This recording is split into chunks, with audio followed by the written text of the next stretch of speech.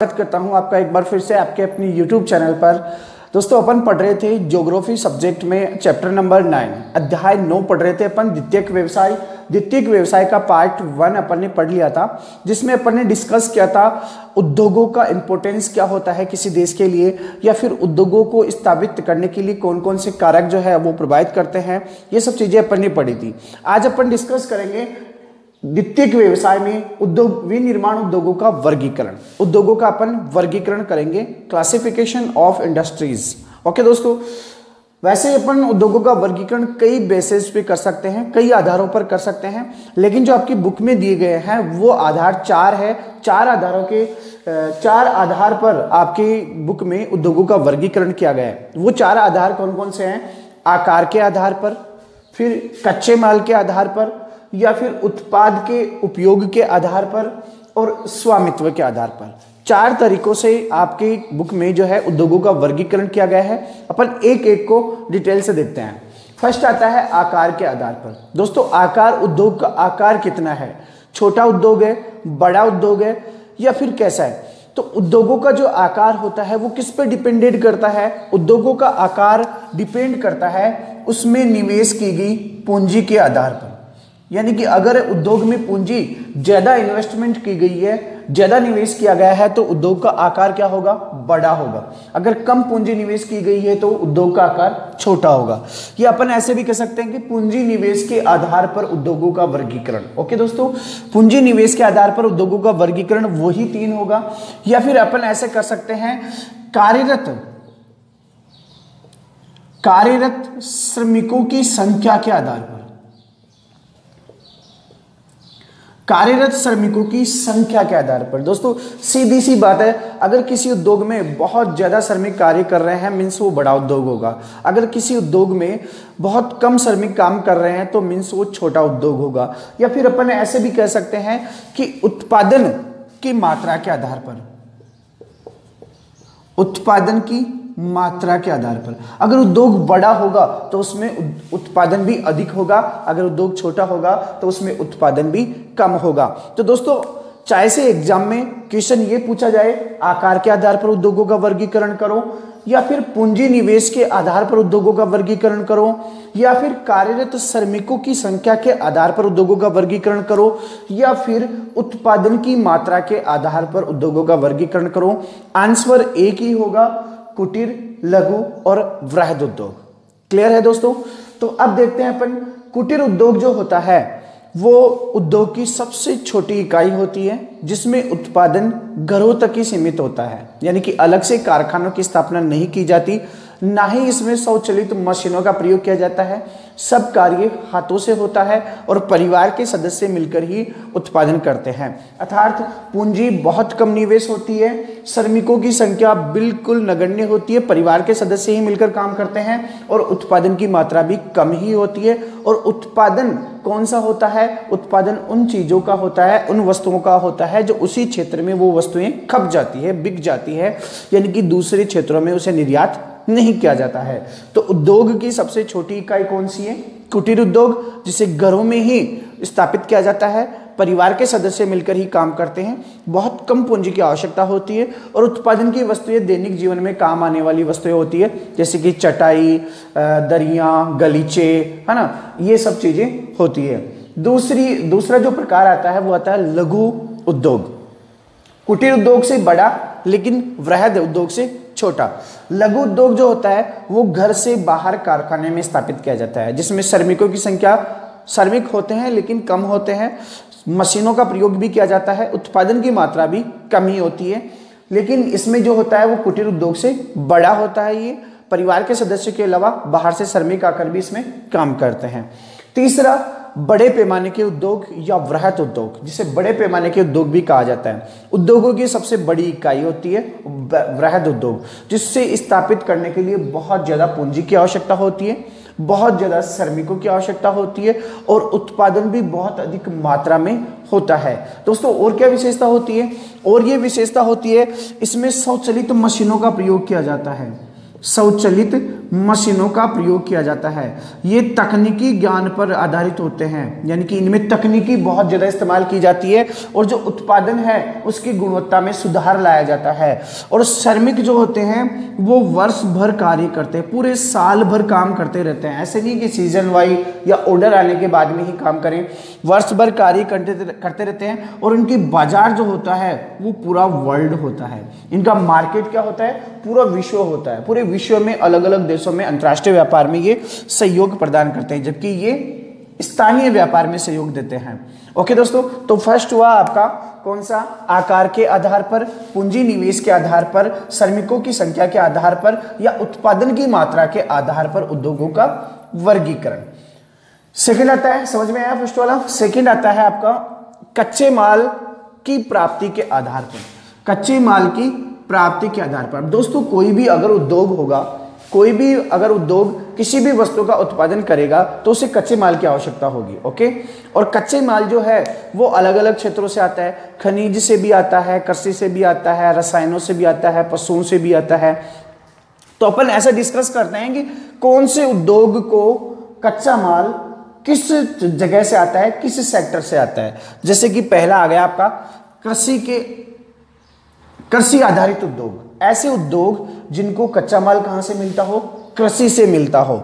जैसे कि मान लीजिए सूती वस्त्र उद्योग हो गया, सूती वस्त्र उद्योग। सूती वस्त्र उद्योग को कच्चा माल कहां से मिलता है, कृषि से मिलता है, कपास से मिलता है। दूसरा ऐसा ही उदाहरण बताइए, आप लोग बताइए। दूसरा उदाहरण चीनी उद्योग। सही बोल रहा हूं क्या मैं?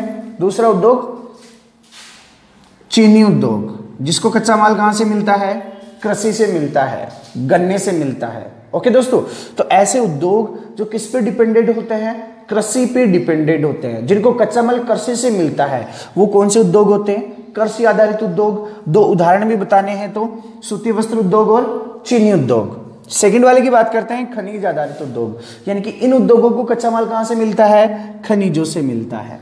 खनिजों से इन उद्योगों को कच्चा माल मिलता है।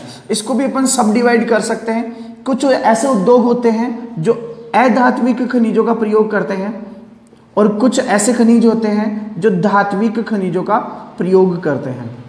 ओके दोस्तों, अधात्विक खनिजों में कौन कौन से आ गए उद्योग? जैसे मान लीजिए सीमेंट उद्योग है, सीमेंट उद्योग है, ये भी तो खनिजों पर आधारित होता है। इसे भी तो जिप्सम कोक वगैरह चाहिए, लेकिन इसे क्या चाहिए, अधात्विक खनिज चाहिए। एक होते हैं धात्विक, जैसे कि इस्पात उद्योग, इसको क्या चाहिए, धात्विक यानी कि धातु वाला खनिज चाहिए। तो खनिज आधारित उद्योग ऐसे उद्योग जो खनिजों पे डिपेंडेंट होते हैं। इनको भी अपन सब डिवाइड करें तो अधात्विक खनिज आधारित उद्योग और धात्विक खनिज आधारित उद्योग। अधात्विक खनिज आधारित उद्योग में आप उदाहरण दे सकते हैं सीमेंट का, सीमेंट उद्योग का, और धात्विक खनिज आधारित उद्योग में आप उदाहरण दे सकते हैं इस्पात उद्योग का, लोहा इस्पात उद्योग का। फिर आगे वाले पे चर्चा करते हैं अपन। आगे वाला आता है पशु आधारित उद्योग। ऐसे उद्योग जिनको कच्चा माल कहां से प्राप्त होता है, पशुओं से प्राप्त होता है। ऐसे कौन कौन से उद्योग है जिनको कच्चा माल पशुओं से प्राप्त होता है? जैसे कि डेयरी उद्योग, सही है क्या, डेयरी उद्योग। इसके अलावा चमड़ा उद्योग, इसके अलावा और बोले तो ऊनी वस्त्र उद्योग। इनको कच्चा माल कहां से मिलता है, पशुओं से मिलता है। डेयरी को कच्चा माल पशुओं से मिलता है। चमड़ा कहां से प्राप्त होता है, पशुओं से। और ऊन कहां से प्राप्त होती है, पशुओं से प्राप्त होती है। इसलिए इनको कह सकते हैं कि ये कौन से उद्योग हो गए, पशु आधारित उद्योग हो गए। अब आगे अपन डिस्कस करते हैं। आगे वाला आता है रसायन आधारित उद्योग। ऐसे उद्योग जिनको कच्चा माल कहां से प्राप्त होता है दोस्तों, रसायन से प्राप्त होता है।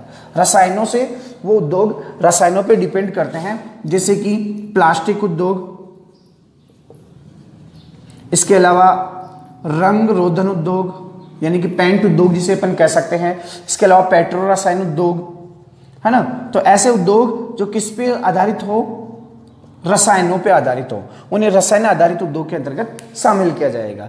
तो ये हो गए आपको कौन से, कच्चे माल के आधार पर, कच्चे माल की प्राप्ति के आधार पर उद्योग। यानी कि ऐसे उद्योगों को अपन ने डिवाइड किया है किस बेस पे, कि उनको कच्चा माल किस जगह से मिल रहा है, कौन से सेक्टर से मिल रहा है। कुछ उद्योगों को कच्चा माल कृषि से मिलता है, कुछ उद्योगों को खनिज से मिलता है, कुछ उद्योगों को पशुओं से मिलता है, तो कुछ उद्योगों को रसायनों से मिलता है। अब अपन आगे वाले बात करते हैं तीसरे आधार पर उद्योगों का वर्गीकरण करते हैं। और तीसरा आधार क्या है? उत्पाद के उपयोग के आधार पर। उत्पाद का उपयोग कौन करता है? वस्तुओं में जो उद्योगों में जो उत्पादन हो रहा है, जो उत्पाद हो रहा है, किसी भी वस्तु का उत्पादन हो रहा है, प्रोडक्शन हो रही है, तो उसका उपयोग कौन कर रहा है? कुछ उद्योग तो ऐसे होते हैं जिनके उत्पादन का उपयोग कौन करते हैं? दूसरे उद्योग करते हैं। ओके दोस्तों, कैसे? जैसे कि मान लीजिए कोई इंजीनियरिंग उद्योग है, इंजीनियरिंग उद्योग मशीनों का निर्माण करेगा। मान लीजिए कि कोई जो है वस्त्र निर्माण करने वाली मशीनों का उत्पादन करता है, इंजीनियरिंग उद्योग है, तो वो क्या बनाएगा? वस्त्र निर्माण करने वाली मशीनें बनाएगा। अब उन मशीनों को उपभोक्ता तो लेगा नहीं, उपभोक्ता तो क्या लेगा? कपड़ा लेगा। तो उन मशीनों को कौन लेगा? दूसरे उद्योग लेंगे।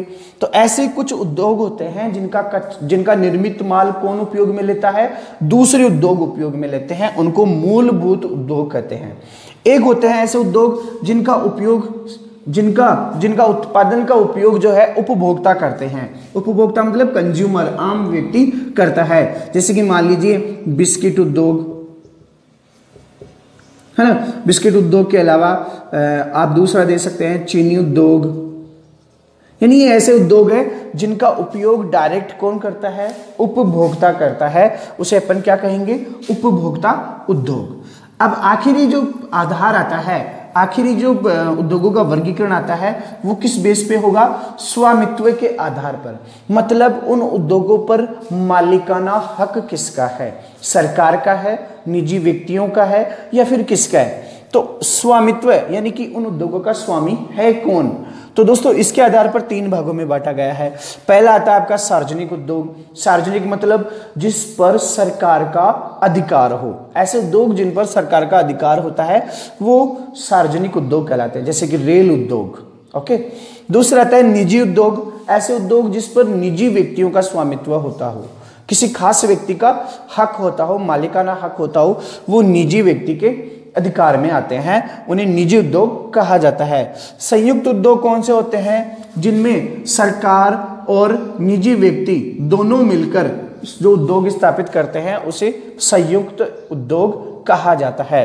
अगर साम्यवादी अर्थव्यवस्था वाले कोई देश है तो वहां पर सार्वजनिक उद्योग प्रकार के ज्यादा होंगे। अगर मिश्रित अर्थव्यवस्था वाले देश है जैसे कि भारत, तो वहां पर सार्वजनिक और निजी तरीके के उद्योग काफी पाए जाएंगे। ओके दोस्तों, तो ये था उद्योगों का वर्गीकरण, क्लासिफिकेशन ऑफ इंडस्ट्रीज, जिसको अपन ने चार तरीकों से अपन ने उद्योगों को डिवाइड किया। अब दोस्तों क्वेश्चन क्या आता है एग्जाम में?